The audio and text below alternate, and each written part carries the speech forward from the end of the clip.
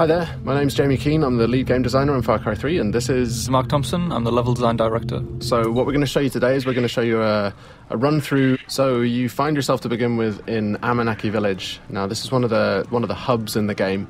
It's kind of a friendly area where you can rest, recuperate, you're going to feel a bit of the life of the world, but you're never under threat here. You can also do things like you can go to the store and buy new weapons and things like that, but it's basically your safe haven in the world. I was out hunting this morning, got lucky. So at this point, if you look at the mini-map, it doesn't have a lot of useful information on it. Actually, it's almost entirely useless, apart from the radio tower icon you can see there. Whenever you get to a new area of the world, the map will look like this. So the first thing you need to do is find the nearest radio tower, which is generally a visible landmark on the horizon. And then you need to head up there and take off the GPS scrambling device, which Vaas and his pirates have put there. So they're always going to be pretty much in high places in the world, areas that you're going to find easy to see. We wanted to make it a slightly different challenge to the rest of the gameplay. A lot of the gameplay in the world is combat-oriented, whereas this we wanted to make much more of a kind of a jumping puzzle. This one's the first one that you come across in the world, so it's a really light challenge, but later on in the world it's going to become a little more tricky. We want to emphasise that feeling of vertigo, so you're going to have some pretty gnarly jumps to try and make. You're going to hear the wind kind of rattling through this thing. You're going to hear it creaking. So later on it becomes much more of a challenge. But for now, this is a pretty easy one. It's a fairly straightforward route straight up to the top. Yeah. But, I mean, the level designers did get a little bit mean with the later ones. More than a little bit, I'd say. Yeah. Some of them. But in a good way. It's a good job they don't do anything like put their names in the credits so everybody knows who they are. You can't find people on the internet like that anymore. No. Alright, so you can see a bit of the size of the scale of the world. We're showing about 1/20th of the world in this demo, so you can just take a little bit of a look around and you can see the kind of the overall scope of the game as a whole. Everything you can see in the world you can get to at any time, and you can explore, and when you get there the world will reward you for doing so. It'll be fun. With these reveal sequences, we want to show you a little bit of the world, some sort of suggestions on areas where you can go to explore afterwards. If you take a look around on the horizon as well, you'll see these kind of black smokestacks. Now, these are the outposts that are scattered around the world. They're probably your best next step. So you can see the big red areas on the map. They dictate that the pirates control this part of the world. So when you move around the world, you might be ambushed, you might come across roadblocks as you're driving around. But what you can do is, if you head to the outpost, you can actually take it back and claim this part of the island as your own, well, as yours, along with the rebels, the Rakyat. So gradually as you move through the world, you end up kind of cleaning the map. And taking it back for the locals, which in turn makes life easier for you as you move around. Right, so we spotted a couple of goats. So we're going to kill the goats with extreme prejudice. That's quite unfriendly, I thought.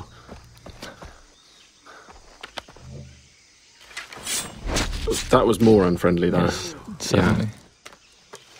Alright, so we skinned the goat, so now we've got a skin from the goat, so we can use that to craft. This is the crafting menu. And in here you can see all the different things that you can use animal skins to craft. Right now we're going to go and we're going to craft a weapon holster, which is going to let us then carry 4 weapons. The loadout that you have in this demo is a little bit... We kind of cheated slightly just so that it was more fun to play for the demo, but normally you would have to build up from pretty much nothing. You know, you start off in the world and you start off like Jason starts off in this world. You know, he's this young 25-year-old guy without much of a clue, and he's kind of got a gun and nothing much else, so there's a parallel there between the way that Jason starts in the world and the way that you start in the world. Again, the locals need the help of a plucky young hero.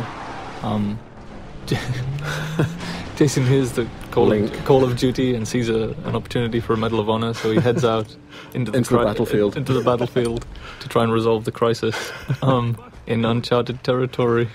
But it's kind of the borderland between a series. Alright, so we're here at the outpost now. Now we've got the camera out, which is going to give us a kind of a bit of a chance to look around and spot some enemies, tag them so we can work out a better route, a better path. This is one of the things that wasn't part of Far Cry 2 really, but it was a cool feature in Far Cry 1 that we liked, so we brought it back. And these outposts as well, they're going to really change the feel of the world. If you take them out, then you control the area, and then the Rakyat are going to move in. It's no longer going to be enemy controlled, it's going to be friendly controlled, so it's much easier for you to move around in the world. But you've got to take it out first. And one of the things you want to avoid is getting these guys to set the alarm off. So you can approach it just all guns blazing, or you can charge in and well, not charge in fact, but take it a bit easier and try and do more of a stealth route. Spot the guys first, try not to get spotted. If they do spot you, they're going to run for an alarm, so you want to stop them setting that alarm off.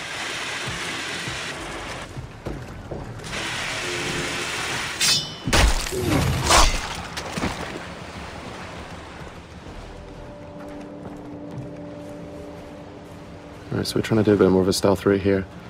Got to be a bit careful. That white line you can see there is a detection meter. If that fills up, they're going to spot you and then combat's going to start. So we've used a rock there to distract that guy, so he's going to go and check that out, and in the meantime we can go off and head off around here and do a death from above. Okay, so he's now alerted. So these guys, you can see he's heading over for the alarm there. That's a good shot.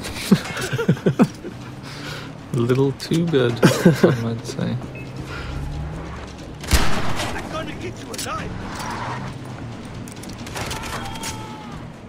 Alright, so it's all kicked off now because they can hear you, so this is the thing. I mean, once you do go weapons loud, the world reacts to it, and the world's going to come and find out and see what you're up to. And it's not just the guys in the outpost. If there are any patrols that are moving around the area, like boat patrols might come in from the ocean, or any guys driving along the roads nearby, they're going to hear gunfire, and they're all going to be attracted. Another good shot there, I think. If a little too good. Yeah. Could you just shut the alarm? Through the guy. So we've got the quest on the board right nearby. We've also got this hunting quest down here. The other thing it's done is opened up a fast travel node. Now, fast travel is something we really wanted to get into the game so that you decide how you move around the island. Here we can see the weapon store. Just going to go and upgrade one of the weapons that you've got. But yeah, you can stock up on any ammo that you're missing. You can buy consumables like health packs and body armor. Mm-hmm. You can buy maps as well if you're interested in exploration. It's going to show you where all the different collectibles are. You can see where all the chests are. You can see where all the relics and all the lost letters and the memory cards are.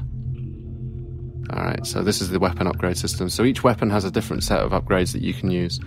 Really good idea if you want to play more stealthily is to find a weapon that has a sound suppressor like this MP5 here.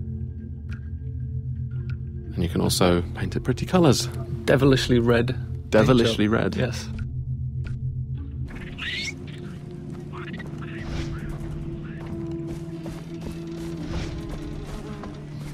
Alright, moving up to take this quest, which is just on the board over here.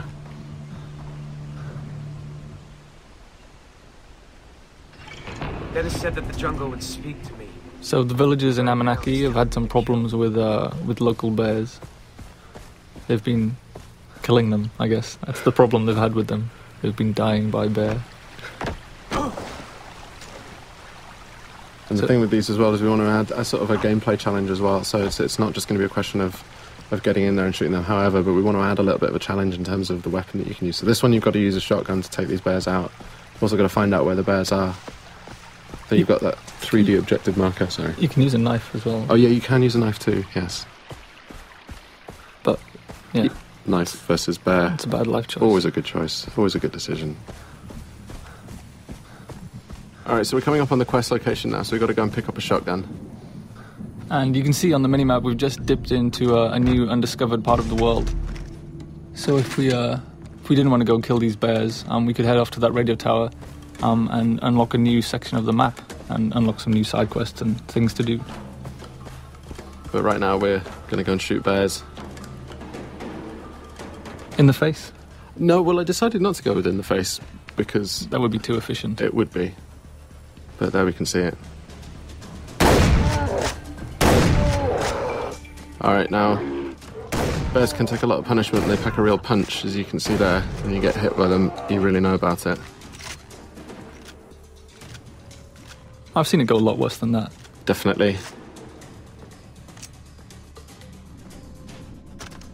Well, that's the thing, because you feel all confident because, they're not closing very quickly and then suddenly knock you over. Yeah. Alright, so we're into the cave now.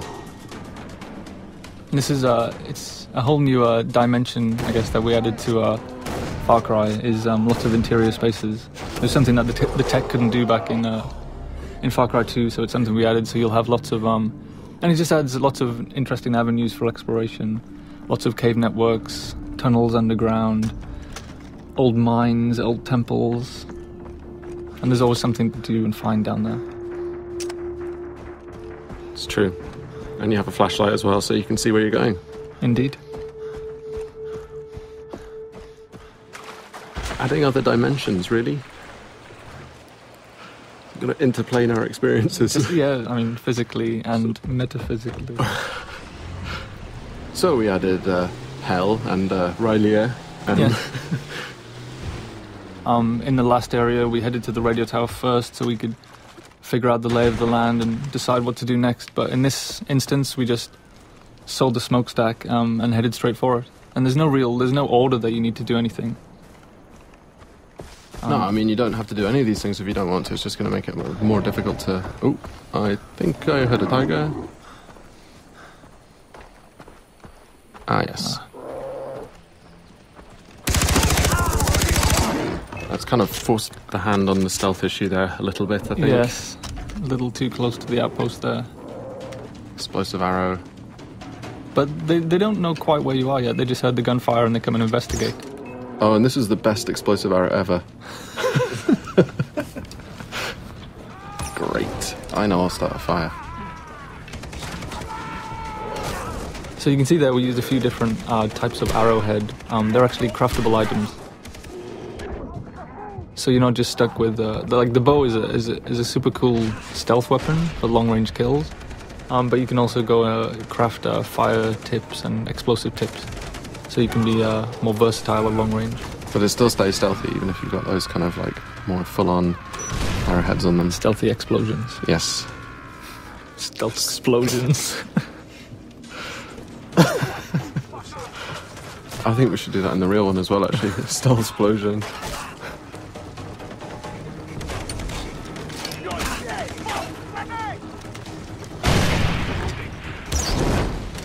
So yeah, this one, when the stealth thing went out the window, I think it was just all guns blazing. Oh, and the alarm's been triggered as well. Great. But you can see we've got, obviously the fire tech is back from Far Cry 2. I wanted to really make sure that we kept that one in. It's a really important part of the gameplay. You can really kind of corral people using fire. And the wildlife as well. And the wildlife too. Now, you may have heard just on the VO there, they're letting you know which direction that they're coming in from, so you can kind of prepare. If you've got a little bit of time, you can see that countdown ticker, and you can kind of prepare for when these guys come in. That was a warm welcome. Yes. And there he goes, flying through the air. No fun was had there at all. No. No, I didn't enjoy that at all. I enjoyed the bit where you missed everyone with the arrow at the start. Really? Still? Seriously? Man. And that's the end of the walkthrough today. So thanks very much for listening in. Far Cry 3 is coming out on Xbox 360, PS3 and PC. Looking forward to seeing you guys out there.